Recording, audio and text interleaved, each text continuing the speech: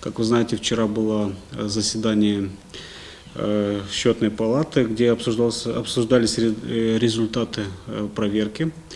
Проверка охватывала 2014-2015 годы. В основном это деятельность предыдущего исполнительного комитета. По крайней мере, наша работа была оценена, скажем, только за полгода 2015 года. Ну, могу сказать, чтобы в целях недопущения определенных спекуляций, инсинуаций по этому поводу, хочу предоставить определенную информацию и общественности в части тех недостатков, которые были выявлены в результате аудиторской проверки миссии Счетной палаты Республики Молдова за этот период. Ну, начну с доходной части бюджета.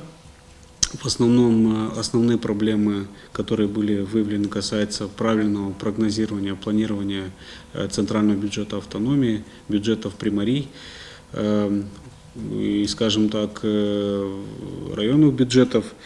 И то, что все, что касается прогнозирования и правильного планирования собственных доходов нашего бюджета. Этот процесс признан несовершенным со стороны счетной палаты, поэтому здесь работа должна быть скорректирована. Скажем, та работа, которая была в 2014 и 2015 году в рамках планирования бюджета автономии на 2014 и 2015 годы, она, можно сказать, работа должна полностью быть откорректирована уже в рамках следующих бюджетов. Еще один вопрос, то, что касается недостатков, это несоблюдение законодательно-нормативной базы, неэффективный мониторинг процесса оценки и сбора доходов. Это тоже было выявлено в рамках миссии Счетной палаты Республики Молдова. И, соответственно, отсутствие внутреннего контроля по реализации этих доходов, аккумулированию этих доходов в наш центральный бюджет. Далее было выявлено определенное количество недостатков, то, что касается несоблюдения земельного законодательства, также отсутствие ряда процедур внутреннего контроля, можем сказать, по всем примариям и АТО Гагаузия.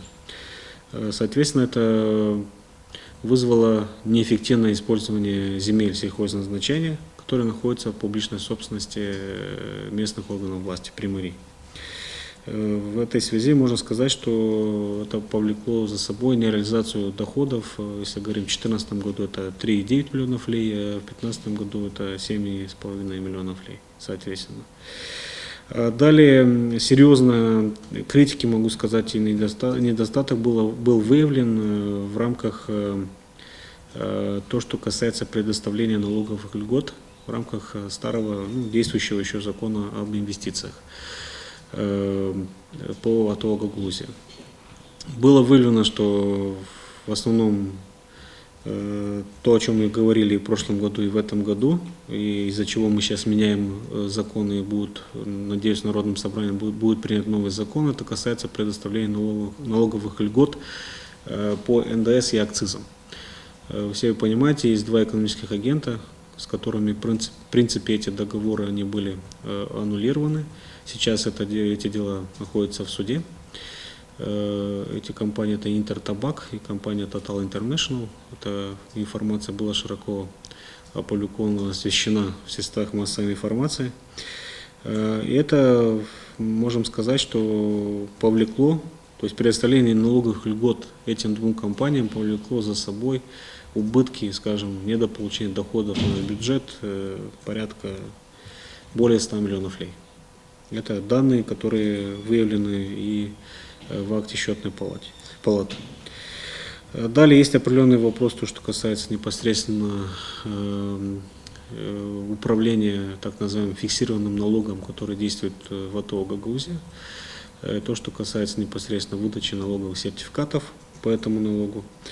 И в этом плане, конечно, нужно будет привести все в соответствие с нашим законодательством АТО Гагаузия, а также законодательством Республики Молдова. Далее, если переходить к расходной части бюджета, то основные недостатки, которые были выявлены, они касаются порядка утверждения штатных расписаний Это касается и местных публичных органов на уровне примарии, это касается и некоторых главных управлений исполнительного комитета. Были выявлены в том числе некоторые, можно так, недостатки в части финансирования питания для детей, которые учатся в первых-четвертых классах начальных школ, гимназий, лицеев. То, что касается необходимых ассигнований в рамках финансовых норм на бесплатное питание учащихся, такая же ситуация была выявлена по некоторым примариям, то, что касается питания в детских садах. То есть нормы была одна, а реальное финансирование по факту было ниже. Это то, что касается непосредственно по примариям. Также можем сказать, что и определенные недостатки выявлены в рамках процедуры закупок товаров, работ и услуг со стороны, можно сказать, и центральных органов власти автономии, так и со стороны местных органов власти, примарий. Ну, скажем так, образно говоря, мягко сказать, эти процедуры не всегда соответствовали действующему законодательству и по процедурной, и по форме. Если можно говорить по конкретным вопросам, затрону один очень важный вопрос. Это касается такой темы, как распределение материальных резервов, либо распределение гуманитарной помощи. Здесь можно остановиться отдельно и можно не один час об этом говорить. Аудиторы Счетной палаты выявили то, о чем мы говорили, мы и знали, определенные недостатки в этом процессе. Соответственно, то, что касается неправильного по процедуре, прежде всего, распределения гуманитарной помощи, а также неправильного уже использования гуманитарной помощи теми субъектами, которые получили эту гуманитарную помощь от исполнительного комитета. Здесь можно говорить, первых 3 момента я расскажу. Первое – это выдавалась гуманитарная помощь или с материальных резервов. Мы говорим о той пшенице и о дизельном топливе, которые поступили в рамках гуманитарной помощи от Российской Федерации. И можно говорить о том, что выдавалась эта помощь общественным организациям, которые не имеют законодательного или нормативного, так называемого, права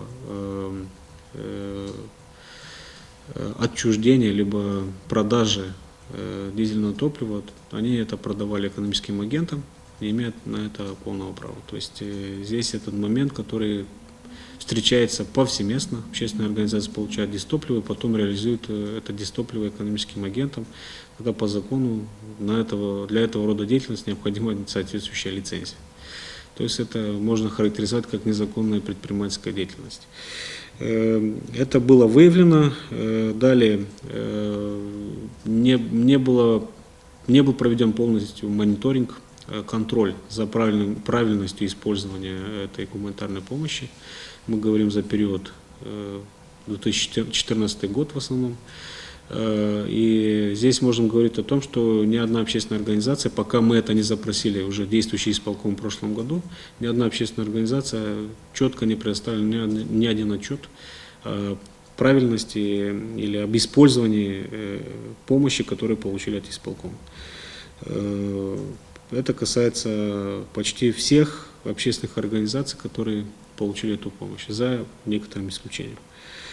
В этой части мы еще будем работать. Я могу сказать, что по этому результату Счетной палаты для нас тоже это явилось помощью для нынешнего состава исполкома, для меня лично, я, который отвечаю за возврат уже тех займов, краткосрочных займов, которые были выданы по дизельному топливу и продовольственной пшенице. Отвечаю за то, чтобы они вернулись в закрома нашего региона, в материальные резервы.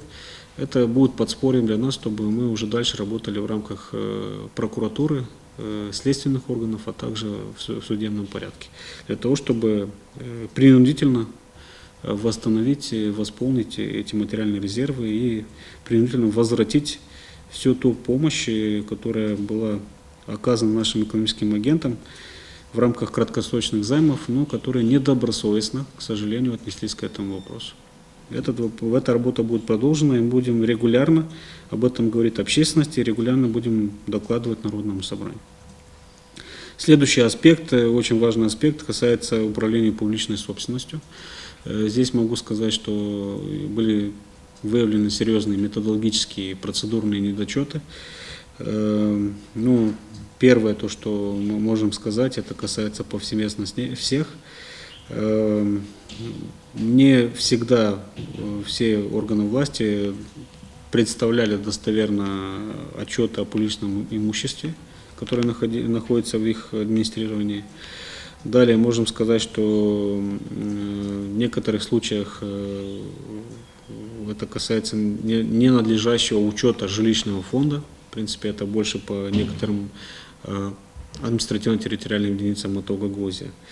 Далее это непосредственно то, что касается имущества, которое передано в пользование либо в управление муниципальным предприятием. Здесь даже есть нарушения в бухгалтерском учете, элементарные вещи, которые мы не понимаем, как это происходило, но сейчас этот вопрос уже будет полностью искореняться, и мы уже провели определенные проводки за этот период контроля. Далее, очень важный момент, ни один из уставов муниципальных предприятий, почти всех, не соответствует требованиям законодательства страны. Соответственно, они должны быть пересмотрены, и эти уставы должны быть приведены в соответствие. Далее, мы говорим о передаче имущества и правильном эффективном управлении этого имущества, которое передано в муниципальные предприятия. Можем сказать, что очень слабый контроль и мониторинг за этим имуществом со стороны учредителей, со стороны примарий. Примари иногда даже не создают советы в рамках этих муниципальных предприятий, даже не знают основных элементарных вещей в части корпоративного управления этими предприятиями. Это влечет за собой, что каждый директор этих муниципальных предприятий, соответственно, является сам себе хозяин и делает все, что хочет, без надлежащего контроля со стороны местных советов и примарий. Этот вопрос тоже будет подниматься, у нас будет совещание на этой неделе, буквально завтра, где мы этот вопрос будем поднимать. Особенно это касается тех предприятий, которые осуществляют публичные услуги по водоснабжению и по централизованному процессу управления твердыми бытовыми отходами, так называемые предприятия жилищно-коммунального хозяйства. И, соответственно, никакого анализа финансово-экономической деятельности примарии не производят в рамках этих муниципальных предприятий, что приводит к тому, что в итоге они все почти работают в убытках. И эти убытки косвенно ложатся, в итоге будут накладываться на центральный бюджет автономии и на бюджеты примарий конкретных населенных пунктов. Еще некоторые вопросы были охвачены в части регистрации публичной собственности в рамках кадастровых органов. Этот вопрос тоже затрагивался. Это касается как публичных зданий и земельного фонда, так и других объектов. Мы сейчас провели детальный анализ всех этих недостатков. Думаю, что на одном из ближайших заседаний исполкома мы уже примем постановление, по которому будет разработан и утвержден план мероприятий, по которому, соответственно, мы будем работать для того, чтобы устранить все эти нарушения.